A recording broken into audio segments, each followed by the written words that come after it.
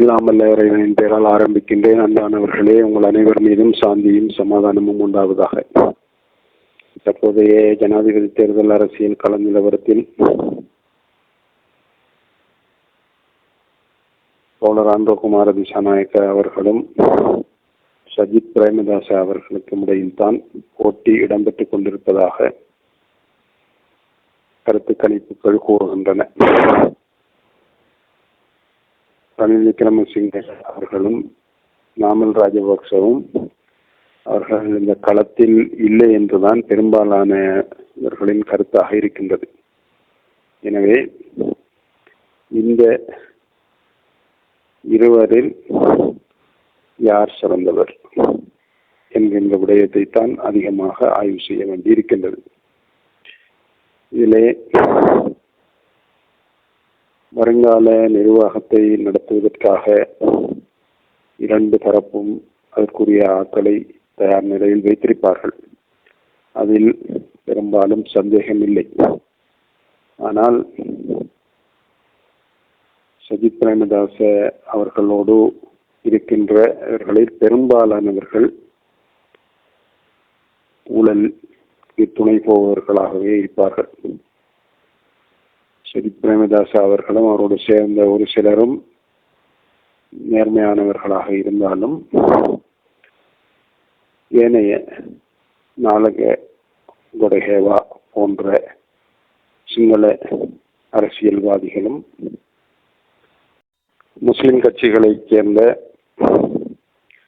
Wharf Hakeem, Nisar Bathiudeen போன்றவர்களும் தமிழ் கட்சிகளைச் சேர்ந்த சுமந்திரன், சாணக்கியன் போன்றவர்களும் எந்த அளவிற்கு கை சுத்தமானவர்களாக இருப்பார்கள் என்பதில் சந்தேகம் இருக்கின்றது. நேற்று முன்தினம் சுமந்திரன், சாணக்கியன் போன்றவர்கள் ஒரு விடயத்தை அறிவித்தார்கள். நாங்கள் சஜித் பிரேமதாச அவர்களுக்கு எதிர்வரும் 21ஆம் தேதி நடைபெறப் போகின்ற தேர்தலில் ஆதரவு தெரிவிக்க இருக்கின்றோம் என்று. உடனடியாக மாவட்ட அவர்கள், அந்த கட்சியின் தலைவர், அவர் அறிவித்தார், எனக்கும் இந்த இவர்களுடைய தீர்மானத்துக்கும் எந்தவித சம்பந்தமும் இல்லை, நான் போகவும் இல்லை, நான் சுயநீனமாக இருந்தேன் என்று அறிவித்தார்.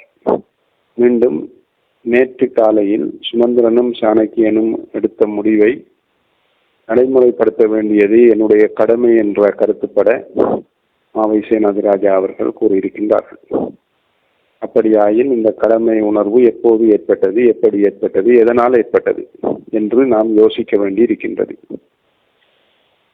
ஆகவே இங்கு ஏதோ ஒரு நாட்டினது நிதி இதற்குள் வேலை செய்கின்றது என்றுதான் நாம் யோசிக்க வேண்டியிருக்கின்றது. ஏனென்றால் இவர்கள் எல்லோருமே ஒட்டுமொத்தமாக இந்த முஸ்லிம்களின் பேரிலும் தமிழ் கட்சிகளின் பேரிலும் தமிழர் என்கின்ற பெயரிலும் சிங்கள போன்ற சொற்களில் கட்சி வைத்திருப்பவர்கள் உண்மையில் இவர்கள் அவரவர்களுடைய சமூகத்தை விற்று பிழைக்கின்ற வியாபாரிகள் தானே தவிர இவர்களுக்கென்று இலட்சியம் கிடையாது என்பதை அந்தந்த சமூகத்தை சேர்ந்தவர்கள் நன்கு உணர்வார்கள்.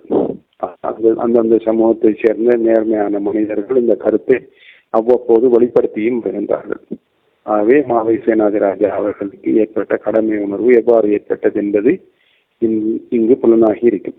எனவே இப்படியான மனிதர்களை வைத்துக் கொண்டு தேர்தலில் வென்ற பின்னர் ஊழலுக்கு எதிராக சஜித் பிரேமதாச அவர்களால் எவ்வாறு செயல்பட முடியும் என்ற கேள்வி இயல்பாகவே எழுகின்றது. அதே நேரத்திலே தோழர் ஆந்திரகுமார திசாநாயக்க அவர்களின் கட்சியிலே இவ்வாறானவர்கள் இல்லை. இறுதியாக தோழர் ஆந்திரகுமார திசாநாயக்க அவர்கள் அறிவித்தார்கள், எங்களுடைய கட்சியில் இணைய விரும்புபவர்கள் தனி நபர்களாக வந்து இணைந்து கொள்ளலாம் என்று. ஏற்கனவே அந்த கூட்டணியில் கட்சிகளாக இணைந்தார்கள் பலர். ஆனால் இப்போது இணைய விரும்புபவர்கள் தனிநபர்களாக இணைந்து கொள்ளலாம் என்று அறிவித்தல் விடுக்கப்பட்டிருக்கின்றது. இது ஏனென்று சொன்னால், ஒரு சமூகத்தை காட்டி அல்லது ஒரு கட்சியை காட்டி பேரம் பேசுகின்ற விடயத்தில் தேசிய மக்கள் சக்தி ஈடுபட முடியாது என்பதை காட்டுகின்றது. எனவே இந்த விடயத்தில் மக்கள் மிகவும் கவனமாக இருக்க வேண்டும். போட்டியாளர்கள் இருவருக்குள்ளும் தற்போது இந்த இருவருக்குள்ளும் யார் சிறந்தவர் என்பதை மக்கள் தெளிவாக சிந்தித்து அவரவர்களுடைய சாதக பாதகமான சூழல்களை எல்லாம் ஆய்வு செய்து தேர்தல் விஞ்ஞாபனங்களை ஆய்வு செய்து அந்த முடிவினை எடுக்க வேண்டும் என்பது என்னுடைய தாழ்மையான கருத்து.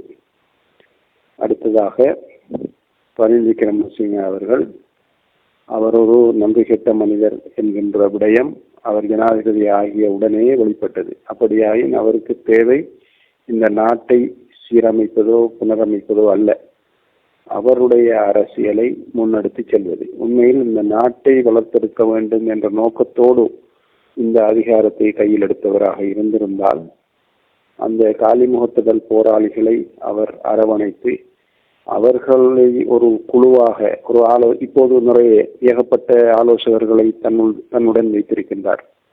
இறுதியாக எம்பி பதவியை இழந்த மனுஷனானேக்கார ஹரின் பெர்னாண்டோ போன்றவர்களுக்கு கூட பதவி கொடுக்க வழியில்லாத நிலையிலும் அவர்களுக்கும் ஆலோசகர் பதவியை கொடுத்து வைத்திருக்கின்றார். இப்படிப்பட்டவர் உண்மையில் இந்த போராளிகளால் தான் தனக்கு இந்த அந்தஸ்து கிடைத்தது என்று ஒரு கணம் யோசித்திருந்தாலும் கூட அவர் இந்த போராளிகளை ஒரு ஆலோசனை குழுவாக அல்லது ஒரு ஆலோசனை சபையாக அமைத்து அவர்களுடைய கருத்துக்களுடன் இணைந்து இந்த நாட்டை முன்னெடுத்து சென்றிருக்கலாம். அவர்களை மடக்கி அவர்களை செல்லாக்காசு அவர்களுடைய போராட்டங்களை செல்லாக்காசுகளாக ஆக்கி இந்த பதவியில் 2 வருடத்தை பூர்த்தி செய்திருக்கின்றார். அடுத்ததாக நாமல் ராஜபக்ஷ அவர்கள், அவரை பற்றி பேசவே தேவையில்லை. ஏனென்றால் நான் ஏற்கனவே சொல்லிவிட்டேன், அவர் ஒரு விளையாட்டு பிள்ளை. அவர் எதெல்லாம் அவருடைய தந்தையும் அவரும் அவருடைய குடும்பத்தைச் சேர்ந்த இணையர்களும் செய்தார்களோ அவற்றையெல்லாம் நாங்கள் அழித்தொழிக்க போகின்றோம் என்று இப்பொழுது தன்னுடைய தேர்தல் பிரச்சாரத்திலே சொல்லி வருகின்றார். இது சாத்தியமான விடயமா இல்லையா என்பது சாதாரணமாக சிறு பிள்ளைகளுக்கு கூட விளங்கும். எனவே போட்டிக்கு நிற்கின்ற இருவரில் குற்றங்கள் குறைந்தவராக கருதப்படுவதாக இருந்தால் தோழர் அனுரகுமார திசாநாயக்க அவர்களையும் அவர்களோடு இந்த கட்சியிலே இணைந்திருக்கின்றவர்களையும் நாம் குறிப்பிடலாம். எனவே எதிர்வரும் 21ஆம் தேதி விசைகாட்டி சின்னத்துக்கு தேசிய மக்கள் சக்திக்கு தோழர் அனுரகுமார திசாநாயக்க அவர்களை வெற்றி பெறச் செய்வதற்காக வாக்களிக்குமாறு கேட்டு விடைபெற்றுக் கொள்கின்றேன். நன்றி.